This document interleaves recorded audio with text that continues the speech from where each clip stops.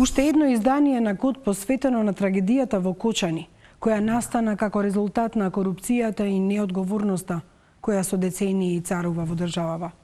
Кочани никогаш нема да биде исто, а во душите на сите нас вечно ќе остане горчината зошто мораше најмладите, цела една генерација, да ги платат грешките на многумина со своите животи. Во истрагата неколку пати го слушнавме зборот мито. Очигледно е дека е плаќано за да се обезбеди нелегална и фалсификувана лиценца. Прашањето е колку чинела таа и на колкумина сопственикот Дејан Јованов деки им давал подкуп. Тој е сега во притвор, а во Кочани веќе се шпекулира дека со себе го земал и тефтерот во кој ги впишувал сите имиња и суми кои ги давал во изминативе години. Што крие тефтерот на сопственикот на дискотеката Пулс, Дејан Јованов деки? На лекување во Литванија или приведен? Оваа дилема лепдеше во јавноста затоа што така нареченото кабаре Пулс има еден сопственик на хартија, друг во реалноста. Александар Карадаковски е всушност шанкер во диското, кој е повреден и сега е на лекување во Литванија. Тоа е сопственик на фирмата МММ Кафе, на која е издадена спорната лиценца за кабарето Пулс, а во реалноста е Дејан Јованов деки, кој се јавуваше во сопственоста на фирмата Класик се до незиниот стечај 2023 година. За него е одреден 30-дневен притвор. Во Кочани веќе кружи муабет дека тој од страв почнал да раскажува каде се давал мито. Јованов, во текот на сослушувањето, признал дека дал мито на службеничка во Министерството за економија. Првоосомничениот за период од 13.2.2024 година до 13.2.2025 година директно на осумничено службено лице вработено во Министерството за економија му дал одреден паричен износ за да изврши службено дејствие што не би смеел да го изврши и на тој начин без при тоа да биде спроведена законски пропишана постапка, обезбедил фалсификувана службена исправа, лиценца за вршење на угостителска дејност. Според извори на Код, тарифата за подкуп била 7.000 евра за да се извади фалсификат лиценца од Министерството за економија. За кабаре регуларната цена е од 2.500 евра до 5.000 евра. Но во случај, сопственикот да ги има сите потребни дозволи и документи. Бидејќи Дејан Јованов деки ги немал, морал да се спогоди со службеничката која сега е во притвор. Но не се плаќало одеднаш. За да се почне постапката со нелегална лиценца, се оставал прво депозит на службеното лице. Подкупот значел дел од сумата да се уплати на рака во кеш. Кога ќе стаса постапката до некоја завршна фаза, подкупувачот добивал информација дека е при крај и кога е готова, се уплаќал остатокот од сумата. Така Јованов исплатил 7.000 евра кеш.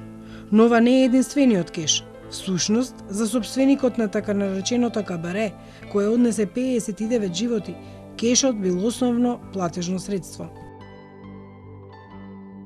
МММ Кафе има блокирана сметка. Годината 2023 ја завршила во минус од околу 3.000 евра и истекла и важечката лиценца, па ќе направат фалсификувана. Она што укажува на тоа дека документот е нелегален е всушност бројката на лиценцата и на таа наводно издадена на 13 март 2024 година е заведена под истиот број како претходната важечката УП1 13/51, но според регистарот на Министерството за економија, секоја лиценца си има свој уникатен број кој не се повторува никогаш.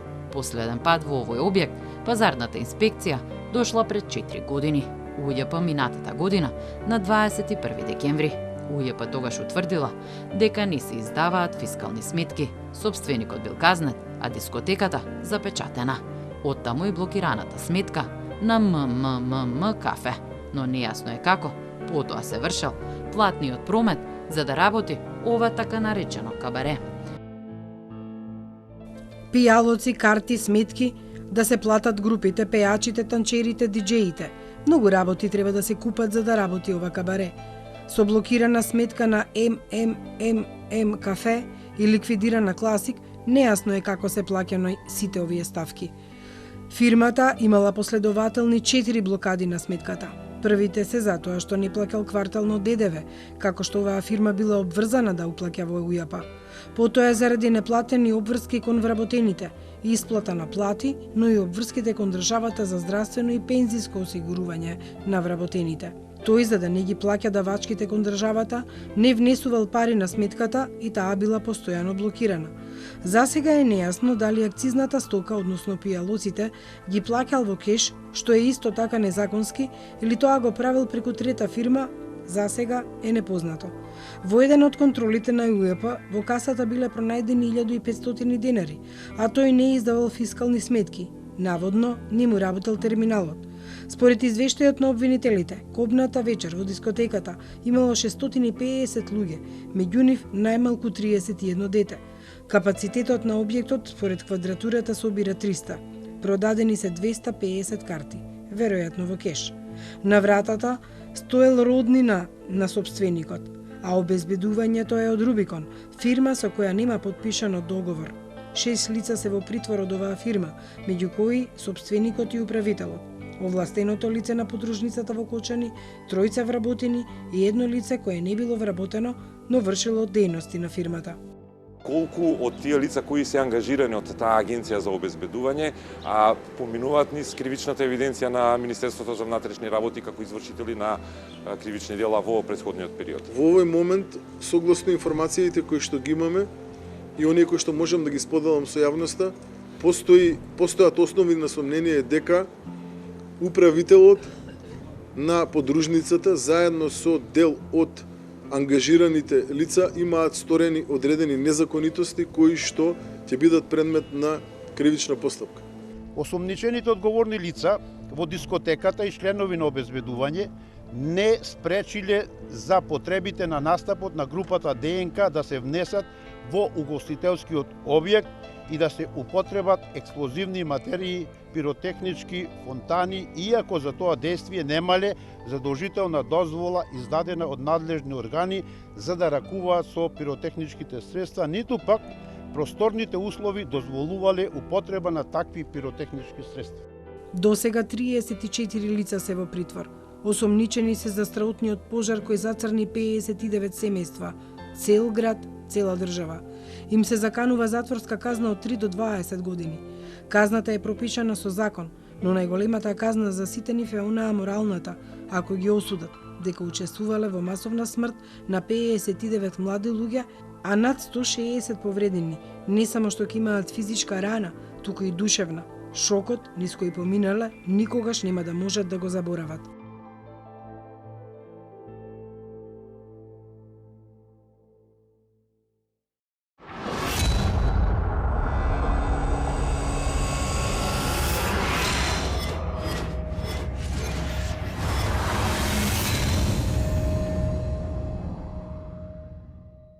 Во минатиот год направивме анализа кој се треба да одговара за пропустите и дозволата за така нареченото кабаре да работи на диво.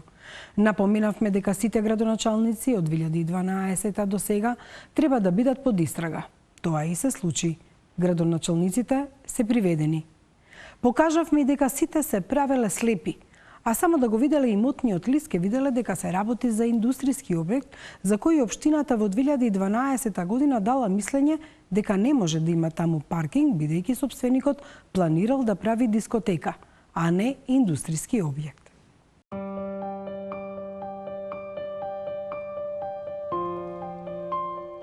Октомври 2012 година. Дејан Јованов Деко, објектот за лесна индустрија на Бел Рид во Кочани, ке се обиде да го пренамени во угостителски објект. Теренот за обезбедување на сите потребни дозволи од надлежните започнал да го подготвува откако добил дозвола за паркинг од општинските власти, но дозволата ја добил за индустријски капацитет, не за кабаре. Од документот што подоцна, раководителот на оделението за уредување на градежно земјиште ќе го испрати до Државниот пазарен инспекторат, може да се види дека Дејан Јованов Деко ги донел во заблуда. Не била наведена дејноста, но мислеле дека ќе се бави со производство, а не со ноќниот живот во Кочани. По сите сознанија што ги имаме приберено досега, овој правен субјект сака да отвори дискотека, со кој ние не се сложуваме од причина што тој локалитет е изграден со објекти за лесна индустрија, а и според деталниот урбанистички план, намената на тој локалитет е лесна индустрија и се однесува само за лесна индустрија, а не и за други намени, и затоа овој паркинг е јавен паркинг и не може стрикно да се издава известување, согласност или одобрение за само една локација. Овој паркинг правните лица го користат за паркирање на лесни и тешки товарни возила, при што капацитетот не е доволен. Од општината Кочани до директорот на Државниот пазарен инспекторат побарале да не се издава лиценца за дискотека или ноќен клуб. Угостителите пред да започнат со работа се должни да пријават во Државниот пазарен инспекторат и во општината дека ги исполнуваат минимално техничките услови и имаат согласност од МВР дека ги исполнуваат условите за јавниот ред и мир и сообраќајот. Така е и до денес, но тоа не го спречило Дејан Јованов Деко со неговата фирма Класик ДМ зимата во декември 2012 или еден месец по известувањето на општината да го отвори Пулс. Тогаш градски татко е Радко Димитровски. Иако неговиот службеник, односно раководител на оделението за уредување на градежно земјиште, Драги Илиевски, реагирал согласно законот и се обидел да го спречи отворањето на дискотеката, градоначалникот Димитровски замижал за целото негово владење, дека всушност Пулс започнала со работа на диво. Димитровски е градоначалник до 2017 година. Значи 5 години под негова капа, во Кочани во индустријска област, ќе ечи музика во полнотните часови, но градоначалникот ќе биде глув. Инаку Димитровски предходно се гонеше во случајот Поштенски банки на поранешното СЈО и е собственик на печатницата Европа 92. Неговата семејна куќа е во непосредна близина на дивото диско. Исто ќе постапи и неговиот наследник Николчо Илиев. Ке се задржи на функцијата 4 години, но и тој нема да се бави со Пулс. Актуелниот пак градоначалник Љупчо Папазов, кој е во оставка, може би бил мирен првата година во 2021, кога дошол на власт, бидејќи тогаш Дејан Јованов Деко и неговата Класик ДМ ќе ја извадат првата лиценца од Министерството за економија. Но прашање е како издадена, кога објектот не бил угостителски и не ги исполнувал законските одредби. Подпис ставил тогашниот министер Крешник Бектеши, кој сега е на листата на осомничени и заврши во притвор. Според податоците на код од истрагата, Бектеши ставил подпис на документ во врска со лиценцата на Пулс, а во досието на оваа дискотека ги немало потребните документи, ниту пак минималните технички услови за да се стави подпис на било каков документ за одобрување на лиценца. Но и Папазов останал нем во периодот од 2022 до 2023 година, кога кабарето на хартија повторно немало црно на бело за да работи законски. На наредната лиценца од 2023 подпис ке стави државната секретарка во Министерството за економија Размена Чекик Дуровиќ. Од Министерството за економија до овој момент осомничени се поранешен министер, но и поранешен државен секретар, раководител на сектор, раководител на оделение и помлад соработник, кои во моментов работат во Министерството, но на други раководни позиции. Сите тие, со неизвршување на своите службени должности, што биле правно должни да ги извршат, не постапиле според прописите и техничките правила за мерките за заштита и на осомниченото правно лице кој не ги исполнувало пропишаните услови и начин за вршење на угостителска дејност во повеќе наврати со лиценци му овозможиле вршење на угостителска дејност кабаре. Актуелниот прв човек на градот Папазов, како и неговите предходници, останал слеп на фактот дека дискотеката цела година работи со фалсификувана лиценца од 13 март лани до истиот датум годинава, што значи повторно ќе работи на диво. Осомничените тројца градоначалници на Кочани во период од 2012 година до 16.3.2025 година, како и осомничени двајца поранешни директори на Дирекцијата за заштита и спасување, не ги извршиле своите правни обврски согласно закон за заштита и спасување со што овозможиле кабарето Пулс незаконито да продолжи со вршење на угостителска дејност спротивно на Законот за угостителска дејност и другите пропишани услови согласно закон. За целиот тој период, општината примала уплати по основ на надоместок за угостителски објект. Освен што општината примала уплати согласно членот 8 од Законот за угостителска дејност, градоначалникот води и евиденција на угостителите кои отпочнуваат со работа на нивното подрачје. Сега и Димитровски, Илиев и Папазов завршија зад решетки. Според информациите на КОД, поранишниот директор на дирекцијата за заштита и спасување Беки Максути во февруари лани поднел барање до ЗЕЛСИ до Министерството за транспорт и врски за сите согласности од дирекцијата да не одлучуваат раководителите на подрачните единици, туку да одат во централата во Скопје. Кога некој прави реконструкција или пренамена на деловен објект, според Законот за заштита и спасување, треба да поднесе елаборат за заштита од пожари, процена за загрозеност од природни непогоди и други несреќи, план за заштита и спасување од природни непогоди и други несреќи и правилник за заштита од пожари и експлозии. Дирекцијата, согласно нејзините подрачни организациони единици, се должни да извршат увид и да дадат согласност за мерките за заштита од пожари, експлозии и опасни материи или да дадат забелешки. Беки Максути бил назначен за директор на дирекцијата во ноември 2020 година. Откако Аднан Џаферовски поднесува оставка, владата го разреши од функцијата на 20 август лани и на негово место го назначи Џева Целами. Првиот чекор пак според истрагата, Дејан Јованов Деко, ќе го направи уште во 2010-та.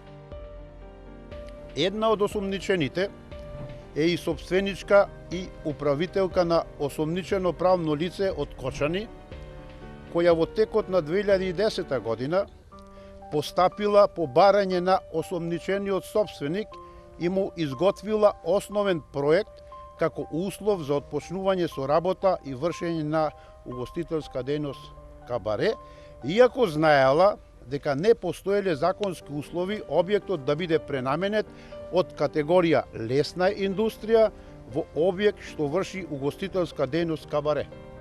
Ако дознава дека елаборатот за пренамена на објектот од лесна и незагадувачка индустрија во угостителски објект го изработила фирмата Венци проект од Кочани. Собственик и управител е Милка Едровска. На профилот на фирмата на Facebook може да се забележи дека се работи за семејна фирма која работела на повеќе проекти. Во 2017 година добила и сертификат за коректна фирма.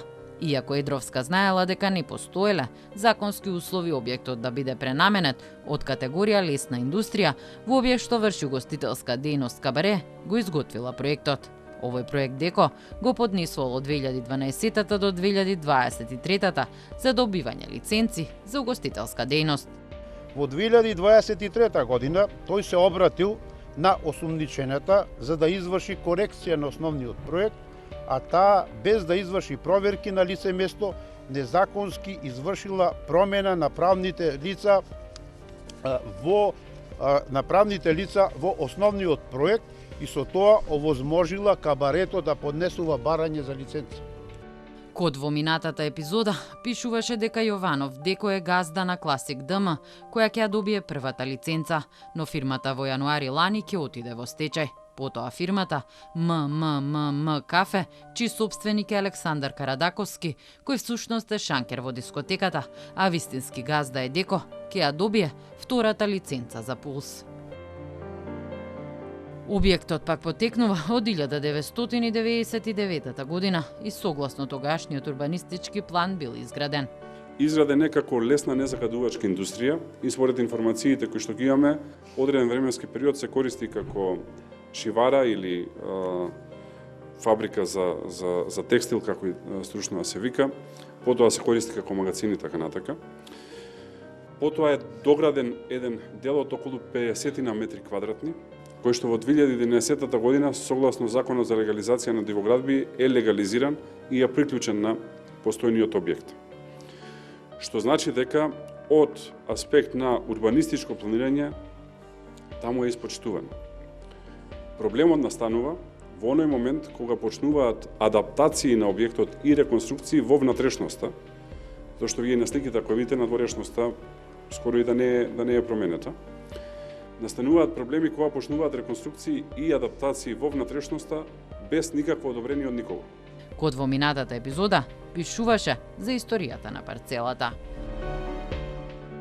Кога ќе го отворите имотниот лист, се гледа дека собственик е Гроздан Милковски од Кочани, пензионер по потекло од Крива Паланка, кој за прв пат овој имот во катастарот го впишал во 1999 година. Но ако на почеток тоа било низок објект и гаража, доживеал измени на диво и нелегално. Квадратурата се зголемила, се додаваат помошни објекти и се регистрираат и така наречени згради во останато стопанство. Квадратурата на првата ваква зграда е со внатрешна површина од 419 метри квадратни. Втората има 51 квадрат помошни простории, се 5 метри квадратни, а гаражата 48. Првата зграда со површина од 419 метри квадратни е запишана во катастарот во 2001 година, додека онаа со 51 квадрат заедно со гаражата и помошните простории во 2011, а при запишувањето е наведено. Објектот на катастарска парцела број 16076/3, означен како зграда 2, гаража на приземје со корисна површина од 48 метри квадратни, деловен простор на прв кат со корисна површина од 61 метар квадратен и со помошни простории на прв кат со корисна површина од 5 метри квадратни, добил правен статус согласно Законот за постапување со бесправно изградени објекти, а врз основа на решение од 25 јули 2011 година, издадено од општина Кочани. Така дивоградбата станува легална. Но ништо не било легално во работењето на дискотеката или кабарето Пулс, а низата пропусти однесоа 59 животи, а за црнија многу повеќе.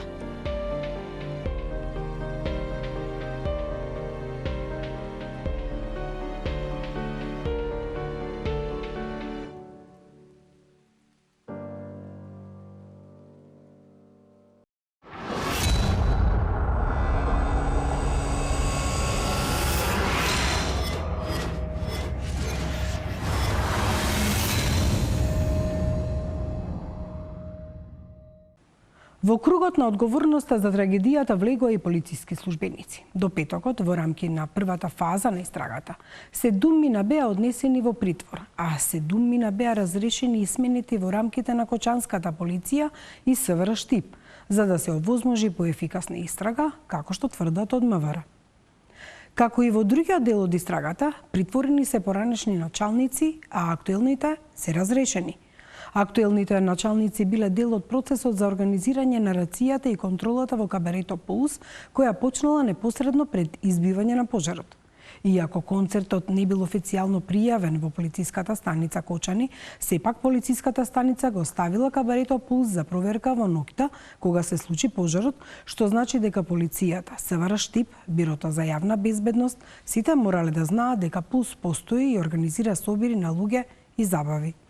Станувало збор за полициска акција на територијата на повеќе сектори, поради што информацијата дека се планира претрес и проверка дали има трговија со дрога и малолетни гости во угостителските објекти. Информацијата дека има претреси во Пулс патувала од Кочани преку СВР Штип до МВР и Централата на Бирото за јавна безбедност. Пропусти има и во полициските редови, не само дента кога се случи пожарот, туку се таложеле со години од 2012-та, кога Пулс бил отворен, па се до 16 март и трагедијата во која загинаа 59 луѓе.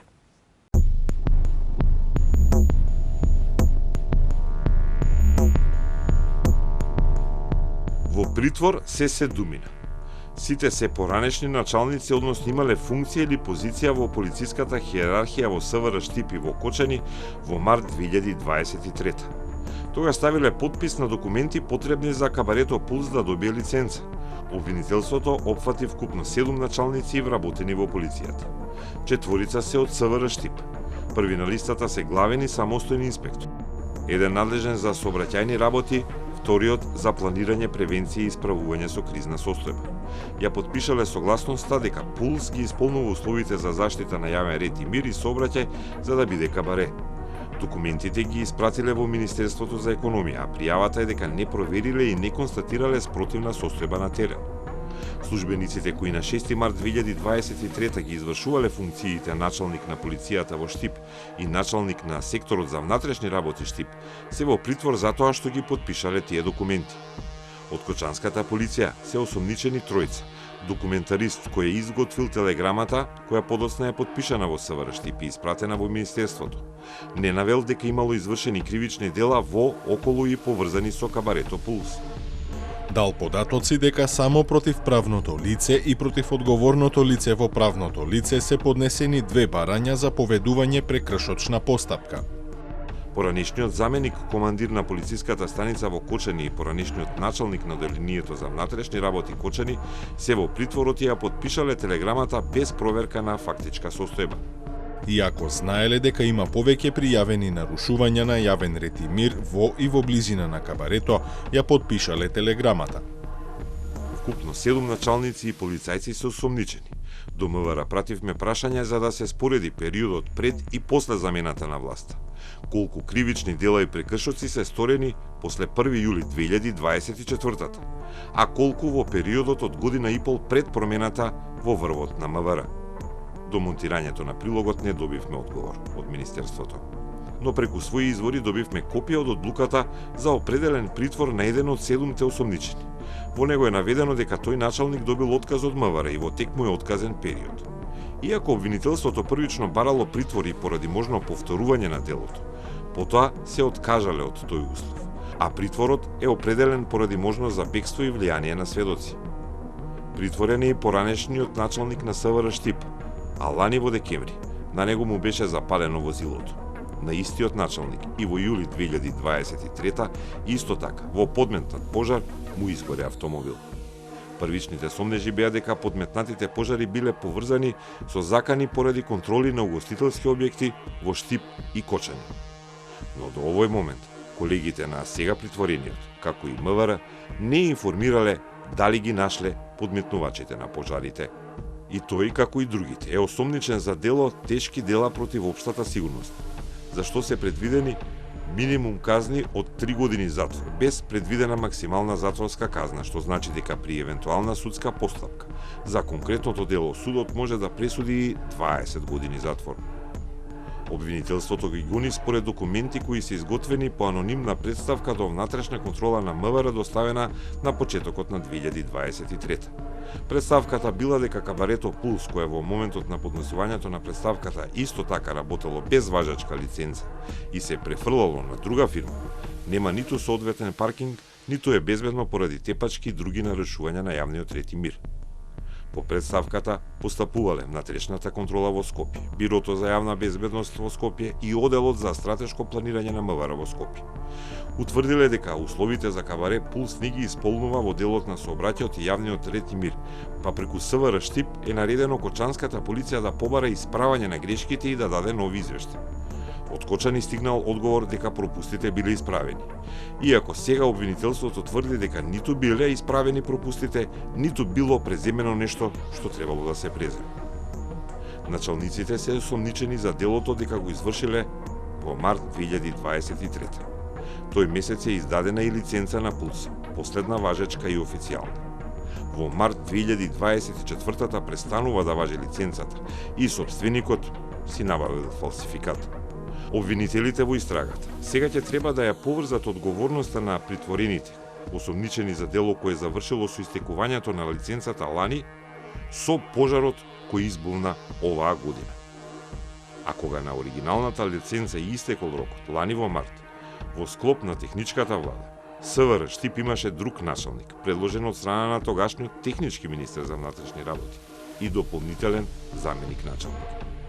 Потоа двајцата си ги менуваат местата кога истекува мандатот на техничката влада.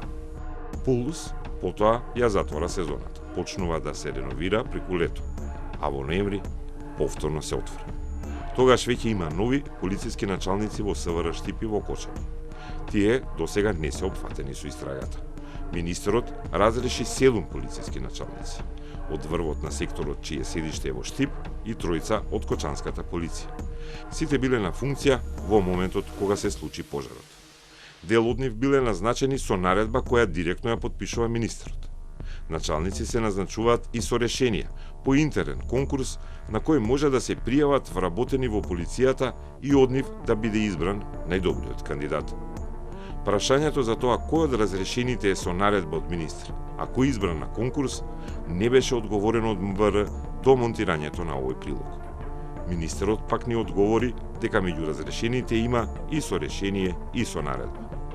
Дел биле со решенија, дел биле со наредби, сите оние кои што беа хиерархиски на раководна позиција, а поради интересот на истрагата и независно спроведување на истата, во овој момент се повлечени од тие раководни позиции. Секој еден. Кога ќе се споредат двете седумки на полициските началници, оние разрешените и оние притворените, веднаш се забележува дека не се сите исти по позиција. Например, во осомничените не е наведен командирот на полициската станица во Кочани, туку заменикот, а во разрешените е командирот, додека заменикот остана лист. Притворен е документарист од полициска станица Кочани, а разрешен е началникот на крим полицијата во овој град. Во Штипските пак осомничени се двајца инспектори, но разрешени се актуелните помошник началник во СВР Штип и началник на крим полицијата на ниво на сектор Штип. Во приведувањето се едни полициски началници и службеници. Во разрешувањето се началници од други позиции. Тој момент никој не го објасни. Зошто актуелните се разрешувани од врвот надолу, додека се осомничени службеници со хиерархиско прескокнување, па некои ги нема. Дополнително веќе е потврдено дека полицијата вршела рација, односно учествувала во акцијска контрола во Пулс, иако објаснувањето зошто немало дополнителни сили за време на концертот е затоа што не били известени. Иако не били известени кочанските полицајци во акцијата на републичко ниво, сепак ја ставиле Пулс за контрола на малолетници или за продажба на дрога. Во акцијата, според досега објавените податоци, имало 4 полицајци, од кои еден загина. Во Скопје истата вечер, од истата акцијска контрола на државно ниво, полициските патроли биле придружувани од пазарни инспектори, трудови инспектори и од УЈОП. КОТ контактираше со неколку поранешни и сегашни началници и службеници и сите ни потврдија дека во акции секогаш одат со инспекторите, особено они од пазарниот, затоа што тие имаат овластување веднаш да затворат угостителски објект при нерегуларности. Но во Пулс полицајците дошле сами и тоа речиси пред крајот на работното време. Кога пијачките речиси се испиени, речиси пред последните песни на ДНК. За задачата и за составот на тимот се треба да се покаже документот кој треба да се подготви по полициски СОП. СОП е полициска кратенка, означува стандардна оперативна процедура. Тоа се процедури кои се унифицирани и исти за сите полицајци без разлика каде извршуваат и применуваат определени полициски активности и задачи. За сите активности на полицајците има предвидена СОП и процедурата и правењето на записник за таа активност се дефинирани и секој полицаец кој ја изведува активноста се однесува и пополнува формулари на ист пропишан начин. Ако полицаец приведува лице, има посебен СОП. Ако се утврдува промена на адреса и живеалиште, има посебен СОП. Пропишано е каде се оди, колку полицајци, што се прашува, што се прави, како се изготвува извештај и сето тоа потоа се проследува на надредениот началник, кој му наредил таква активност на полицаецот. Таков документ во кочанскиот случај засега не е посочен ниту откриен на јавноста.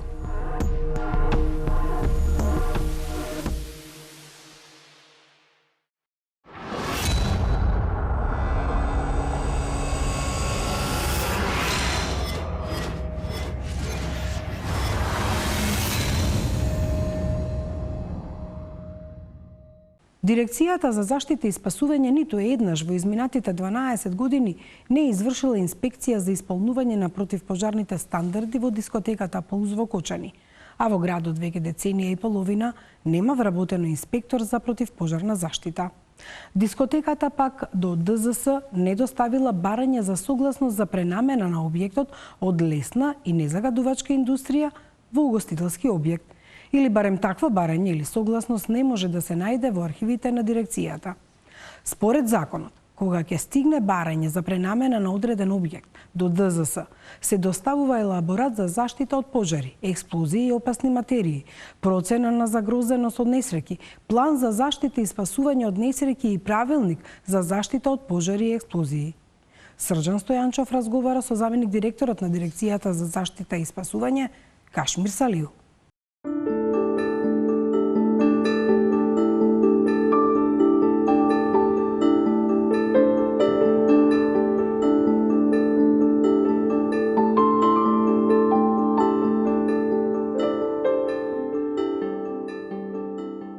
Господине Салиу, по пожарот во дискотеката Пулс во Кочани, во која загинаа 59 млади луѓе, а над 200 беа повредени, ваши екипи на Дирекцијата за заштита и спасување излегоа на терен. Кои се нивните првични заклучоци? Прво сакам да изразам жалење за семејствата, сочувство за семејствата на починатите од оваа страшна, ужасна трагедија во Кочани. За повредените сакам да истакнам побрзо оздравување, за сите засегнати кои на некој начин ја доживуваа од блиску, како и ние сите во државата, оваа трагедија. Ужасна гледка беше, јас бев на лице место, потоа бевме стационирани во Министерството за внатрешни работи, јас како заменик директор. Од страна на инспекторите на Дирекцијата за заштита и спасување беше излезено на лице место, каде што извршија увид во самиот објект, прво каде што се наоѓа во таа урбана средина. Од страна на инспекторите беше детектирано дека постои само еден хидрант во внатрешноста. Има една влезно-излезна врата, која што не е според стандардите од правилникот за работата на Дирекцијата за заштита и спасување, односно каде што е правилникот искажан во 26/18 на службен весник, каде што според тој правилник правилно се препорачува да има 3 врати кои што би излегувале на слободен простор и тоа најмалку 1,80 метри ширина. Таката детектирано е дека во близина на самиот објект на 2 метри од објектот има трафостаница, што по закон е 6 метри дозволено. Имало само 5 противпожарни апарати, што според стандардите и според тој правилник треба да има 5 само на еден ПП простор, поточно ние ја поделивме просторијата на подиум, на бина и на останатиот дел кај скалите, каде што треба да има вкупно 15 ПП апарати. Така да, сете тоа е нотирано во записникот каде што се потпишани нашите инспектори на Дирекцијата за заштита и спасување и предадено до надлежните органи. Се работи за објект за лесна негазагадувачка индустрија кој е пренаменет во угостителски објект, дискотека или кабаре. Кога има пренамена, треба да се побара согласност и од Дирекцијата за заштита и спасување, односно треба да доставате елаборат за заштита од пожари, вие да дадете согласност. Сте дали ли согласност? Така, малку подетално да го образложам, не само за пренамена, значи за изградба, за реконструкција и пренамена на дејности во тие 3 случаи, согласно член 70 од Законот за заштита и спасување, сите објекти треба да поднесат барање за согласност до Дирекцијата за заштита и спасување или поточно инвеститорот преку ангажирање на проектант го прикачува елаборатот, само елаборатот во електронскиот систем кој што е изменаџиран од заедниците на локална самоуправа, поточно ЗЕЛС. Нашата надлежност како дирекција во тој случај, исто согласно член 70 од Законот за заштита и спасување, изменаџирано од подрачните оделенија на заштита и спасување, во случајов Кочани, треба да го нотира тоа барање и врз основа на елаборатот се издава или не се издава согласност. Ако има одредени забелешки, тогаш ги нотираме, ги враќаме на повторно разгледување и одлучуваме, ако во случајов е се согласно стандардите и мерките за заштита и спасување, тогаш ја издаваме таа согласност и тогаш, односно се прикачува на тој систем и од останатите релевантни институции од кои што побарале согласност во случајов ЕВН, ИЗИС за земјотреси и другите институции, вклучувајќи и Дирекцијата за заштита и спасување, ја прикачуваме таа согласност и понатаму постапува општината, го проследува се до издавање на дозвола за градба, а откако ќе издаде дозвола за градба и пуштање во употреба. Откако ќе пушти во употреба објектот, самиот објект, како ќе се пушти во употреба, во тој случај се изработува процена, врз таа процена за заштита и спасување, врз таа процена се изработува и план за заштита и спасување, правилник должен субјектот и план за заштита и спасување, правилник за заштита и спасување и на крај како обука треба да направиме на персоналот кој што е на односниот субјект. Тоа е должна тука во дирекцијата должен самиот субјект да ги достави тие документи.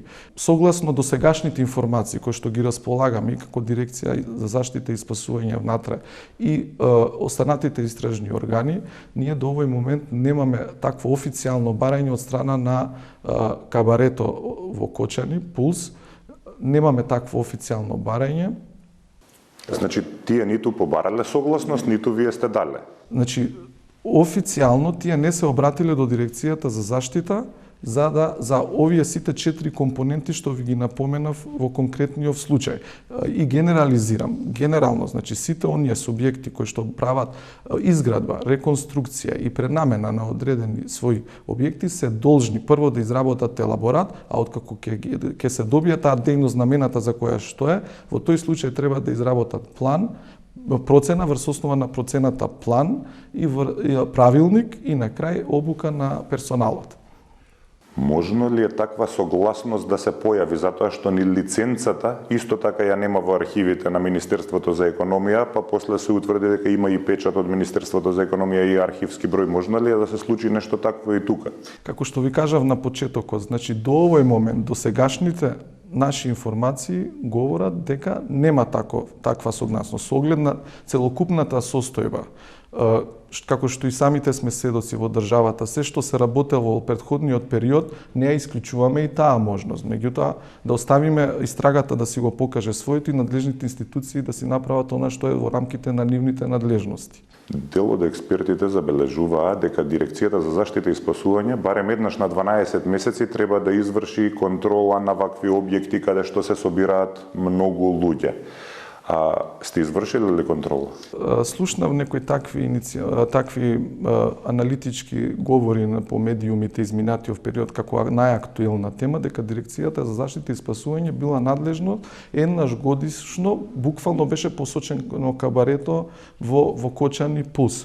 Значи, Дирекцијата за заштита и спасување согласно член 45 став 12 врши инспекцијски надзор на правни субјекти кои што се за одржување и сервисирање на ПП апаратите и останатите апарати против во мерките за заштита и спасување генерално. Значи немаме директна обврска ние да им вршиме инспекцијски надзор. Само во 3 случаеви инспекторите можат да извршат инспекцијски надзор, а тоа е по редовна контрола која е предвидена во годишниот план, за што сакам да напоменам ексклузивно за вашата емисија дека ние на 6.11.2024 година имаме донесено, инспекторите поточно донесоа план, годишен план каде што е предвиден и градот Кочани. Со оглед на тоа дека ние генерално кубуриме со кадар и како дирекција и како сектор за инспектори, пробуваме да се надополниме врз основа на ваквите овие планови. Вториот случај е по пријава, првиот е по годишен план кој што е предвиден од страна на дирекцијата, вториот е по пријава од страна на физички и правни субјекти, по писмена наредба на министер, директор, заменик директор, друг градоначалник и друг функционер од страна на односното подрачје, но исто така и по инспекцијски надзор по службена должност, ако претходно било извршено редовна или воредна контрола од страна на инспекторите. Дискотеката работела од 2012-та. Колку пати од 2012-та еве за 12-13 години е извршена контрола од ДЗС? Значи, по информациите, јас сум релативно нов како заменик директор на дирекцијата за заштита и спасување, околу 5-6-7 месеци, ако не се лажам. Значи, од 2010 година донесена е одлука од страна на дирекцијата за заштита и спасување за распределување на инспекторите на територија на државата. Конкретно имало распределен инспектор и во Кочаник. Тој сега на пензија од 2012-та, ние до овој момент немаме инспектор на подрачје на општина Кочани. А според систематизација има? Постои, да. Во моментот ние имаме 14 вкупно инспектори, кои што се од тие тројца на раководни позиции, вкупно 17. По систематизација ние имаме 33 предвидено. Се надевам дека периодот што следи и состојбата во која што се наоѓаме, не само ние во консултација и со останатите инспекторати кои што сме во координација со акцијата која што беше донесена врз основа на заклучокот од влада, ја имавме во Министерството за внатрешни работи, каде што разменивме најразлични искуства покрај тоа што и сите инспекторати генерално имаат со недостиг на кадар во поглед. Добро, зошто не е вработен од 2010 година или од 2012 нема инспектор за противпожарна заштита во Кочани? Тоа ќе морате да прашате на друго место зошто нема допред да доеме ние, меѓутоа јас ќе дадам се што е во рамките на моите надлежности, заедно со менаџерството на дирекцијата, да овозможиме тоа да се надополни. И ја знам волјата на владата во оваа насока и пред да се случи се ова, така да се надевам дека ќе го надминеме тоа во иднина. Пожарот, како што можевме да видиме на снимките, и тоа се првичните заклучоци на истрагата, настана од пиротехничките средства. Каква е процедурата при употреба на пиротехнички средства на концерти?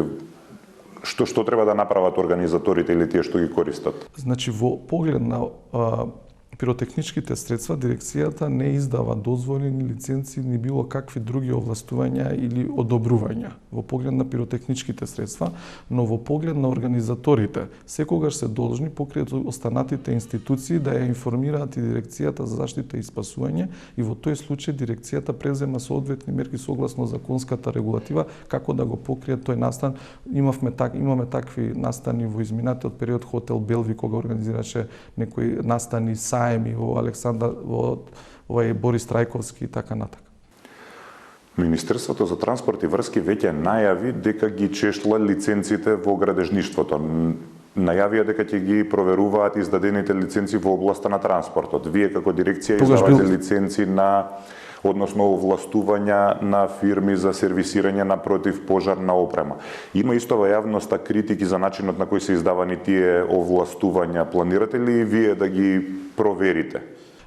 Токму така, значи во 2018 година сменете правилникот за издавање на овластувања, со што се надградени одредени критериуми и услови за добивање на таквите овластувања. Меѓутоа, планот на нас како менаџери на институцијата е повторно да го реактивираме тој метод за уште еднашка да видиме до каде е состојбата, затоа што поучени од тоа се што излегува во јавноста, веќе немаме време и немаме џокери за искористување.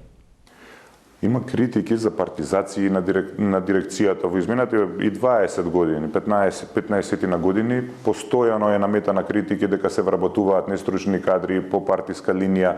Колкав е вашиот капацитет? Има ли дирекцијата капацитет да одговори на задачите што стојат пред неа? Така, за жал, улогата на дирекцијата требаше да се случи на ваква катастрофа за да во јавноста да биде толку актуелно и да сватат што во суштина значи системот за заштита и спасување.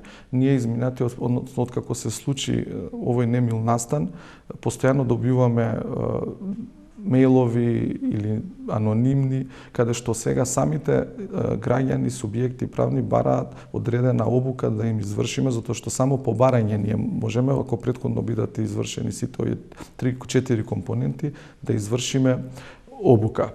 Во поглед на кадрите, значи во самата дирекција, јас сум веќе 6-7 месеци, како што ви кажам на почетокот, има професионалци со кои што многу добро си ја познаваат работата, И имав можност изминатиот период лично да ги упознавам и да заедно да работиме на многу активности кои што беа вклучени како и за превенција за поплавите, што имавме една акција, организиравме штабски обуки по градовите, по регионално, за да ги упознаваме генерално јавноста, да ја упознаваме со надлежностите на дирекцијата. Меѓутоа, во моментов ние исто така бараме согласности за дополнителни вработувања во смисол на кадри кои што реално ќе придонесат за подобрување на капацитетот на работата на дирекцијата, за зајакнување на капацитетите генерално во кадровата. Ви благодарам на издвоеното време. Благодарам и на вас на можноста.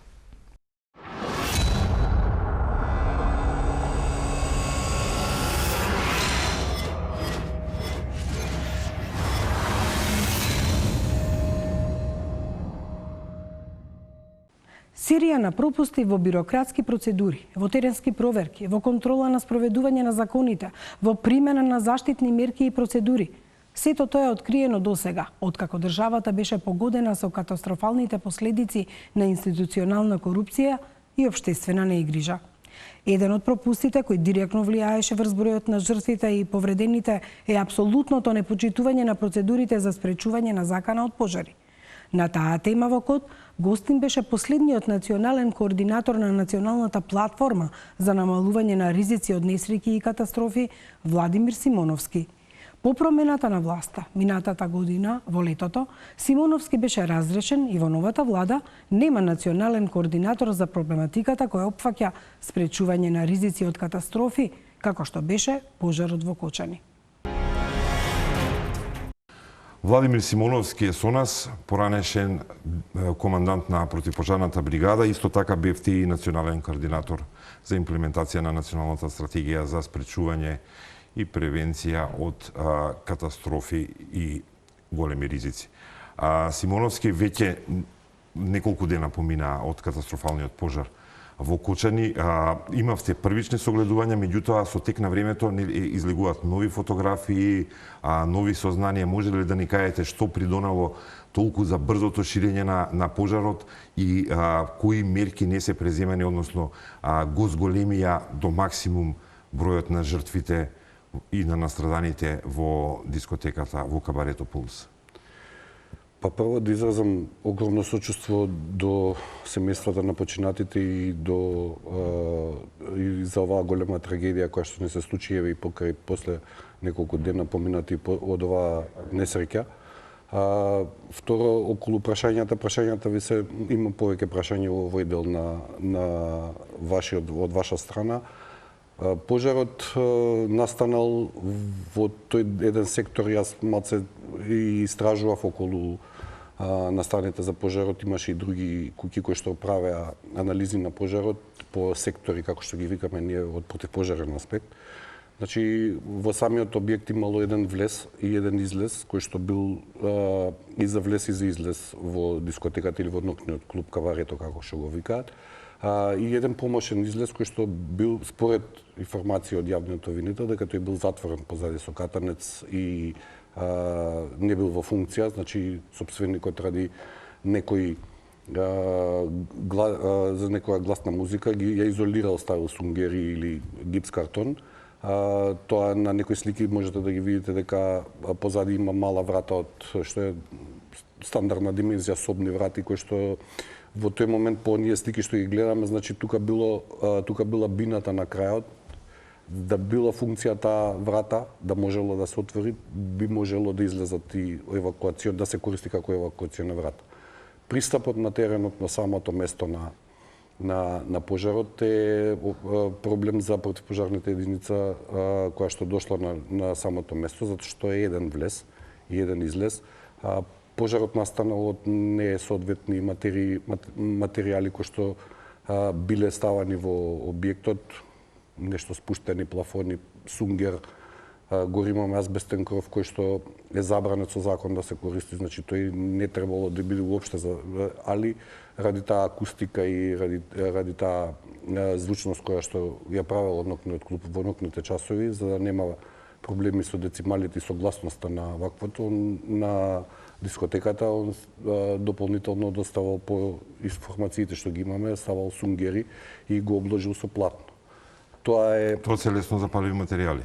Тоа баш сакав и да го кажам, тоа е материјали кои што се у класа А и тоа е лесно запаливи материи кои што многу брзо горат и многу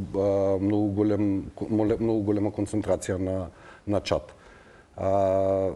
Излезот бил на сосема другиот крај на објектот. Ако можете да видите, имаме една слика која што е од дронско снимање, дека капацитетот и големината на пожарот настанала точно над бината и тука е највеќе оштетен и кровната конструкција, тука е оштетен и азбестниот кров, тука се претпоставува, сега ќе видат истражните органи, дали кровот паднал врз бината и врз тој прв сектор, ние што го викаме, како во секторско делење, прв сектор, втор сектор, трет сектор, до самата врата на излегување. За тоа изгледа најверојатно тука настанала тоа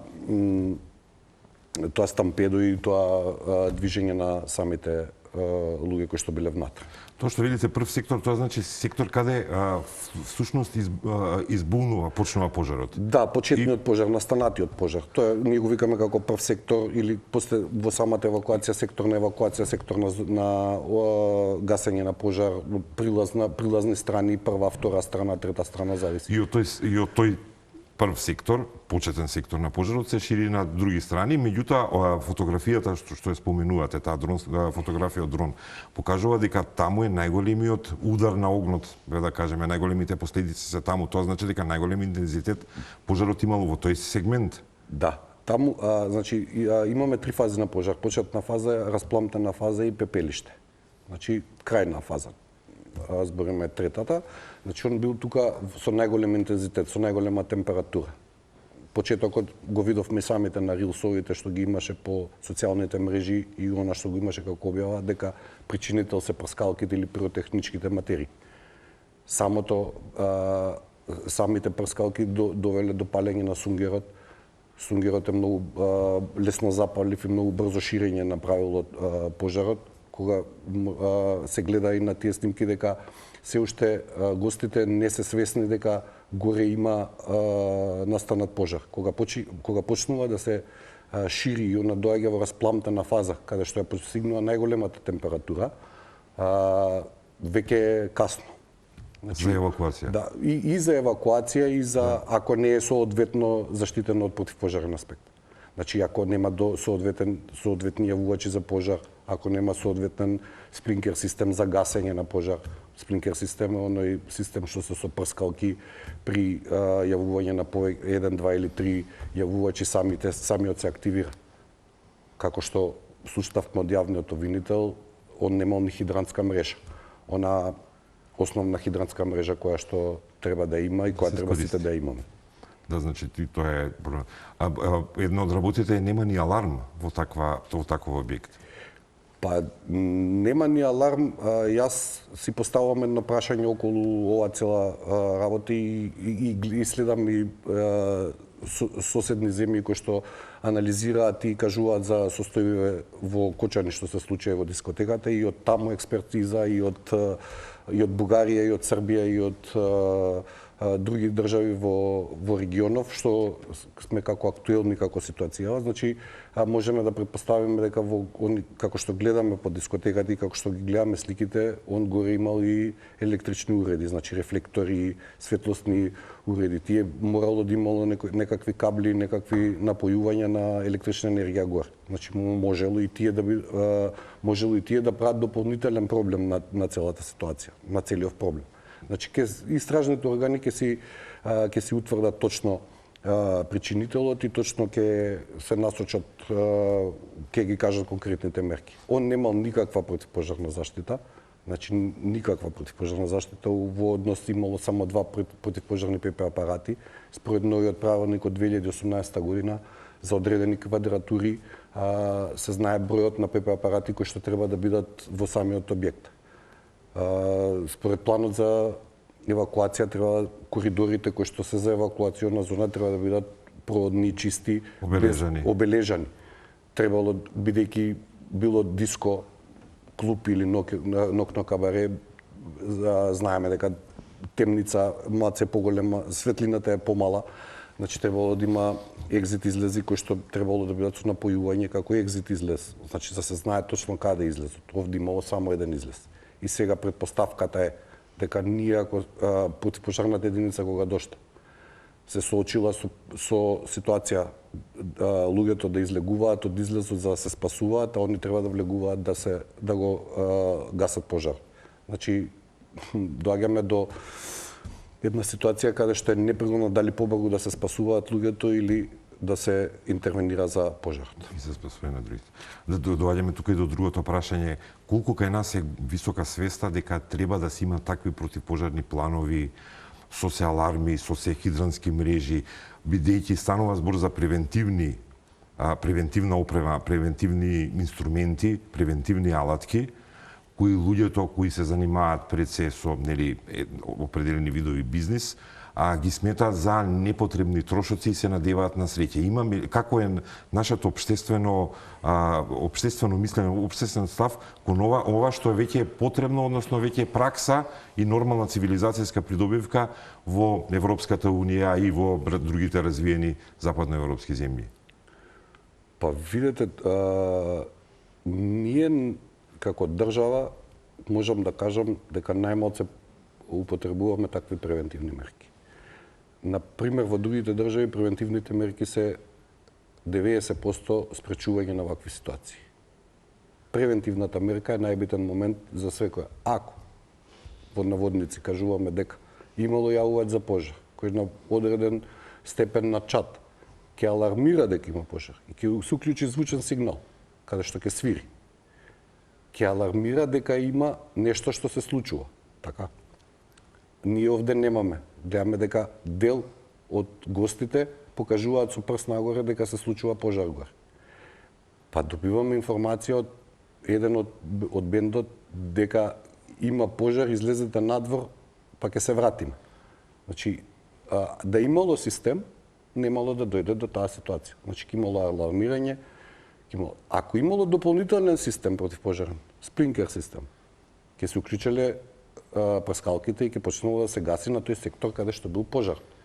Значи, основни елементарни услови од противпожарен аспект самиот објект немал. Никакви. Ни двата апарата не се доволни. Јас мислам дека по правилник е негде до 500 квадрати, дека треба да има 5 до 6 апарати. Он имал само 2. Ако гледаме според елаборатите, тие се должни, сите правни субјекти кои што имаат некаква намена, доставуваат план за евакуација и план за заштита и спасување до институциите пред да го отворат објектот и пред да ја почнат. Тоа е фактички некоја техничка документација која што треба да се достави за да добиете дали дозвола за индустријска, дали дозвола за угостителски објект. Не навлегувам у таа причина дали доставили или не доставили.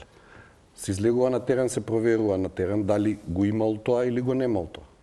Ако немал, му се дава рок кој што требал да го пополни тој недостаток, ако го имал недостатокот. Ако имал 2 апарати, требало 6, требало да докупи уште 4. Соодветни според планот за евакуација. Второ, мислам дека ние не го гледаме тоа така овде, зашто го кажавте и вие самиот, дека од финансиски аспект викаме подобро да заштедиме и ако имаме среќа. Но сепак, ние се случувавме во Македонија со повеќе катастрофи од повеќе типови. Значи имавме брод кој што потона во Охрид, каде што поголем капацитет примија во самиот брод потонал. Имавме поплава, каде што од поплавата ние после поплавата имавме автобуска несреќа. Па имавме автобус кој што се запали во Бугарија, па имаме оваа катастрофа.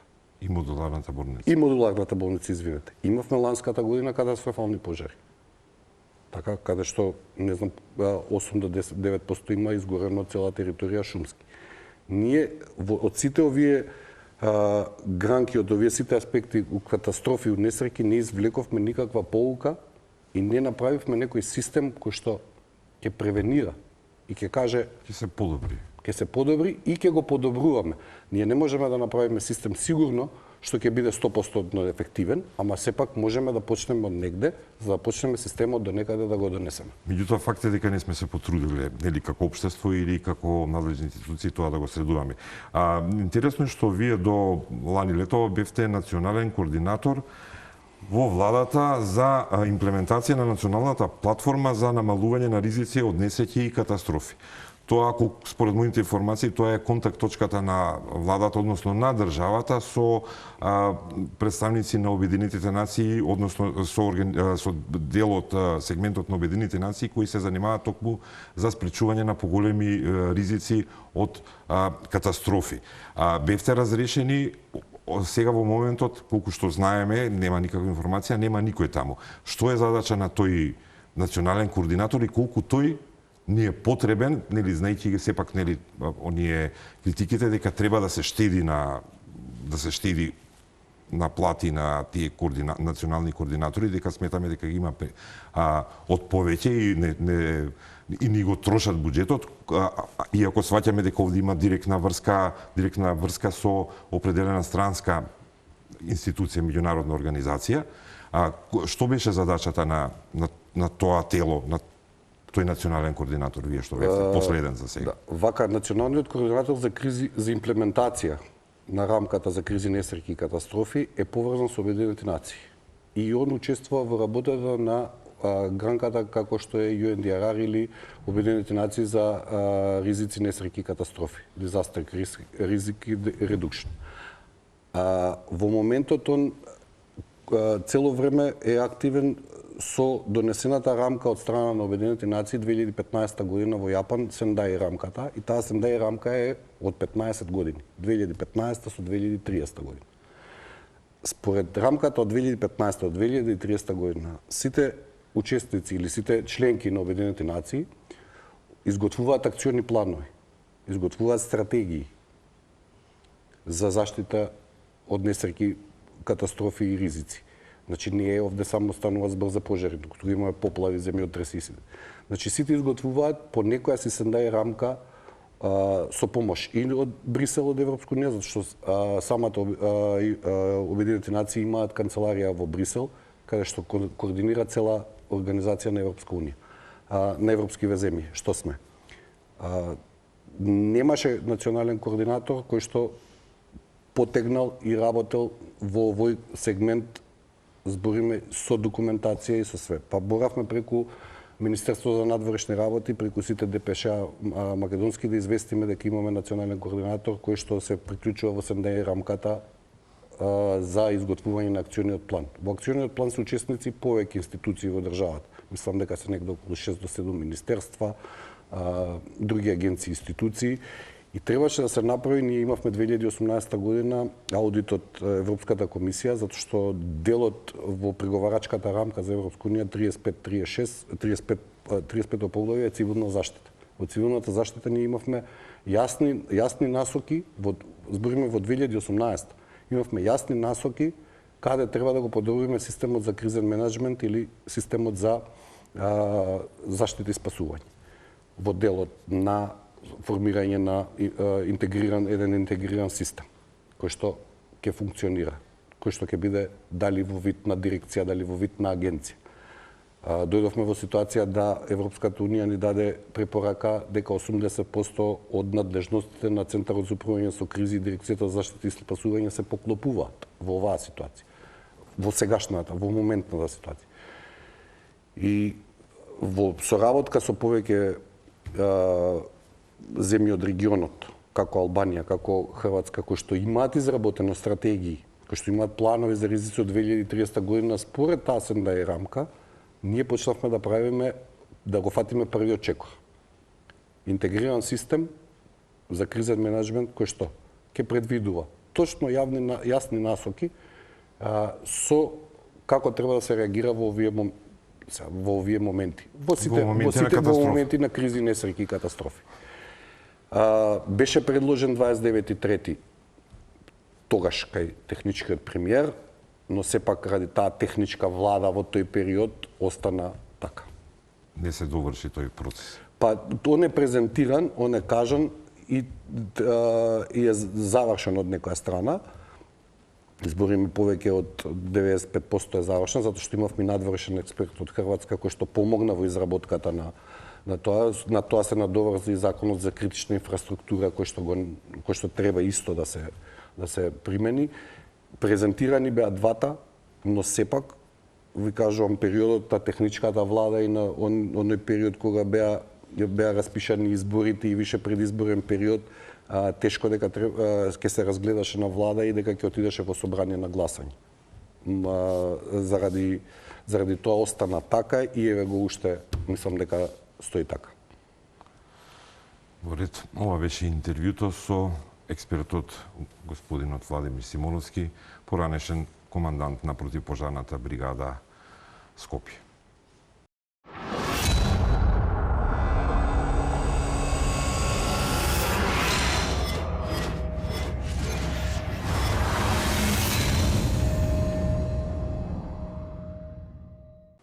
Код ќе остане на оваа тема и понатаму ќе истражува, а со нови информации ќе се видиме идната недела во исто време.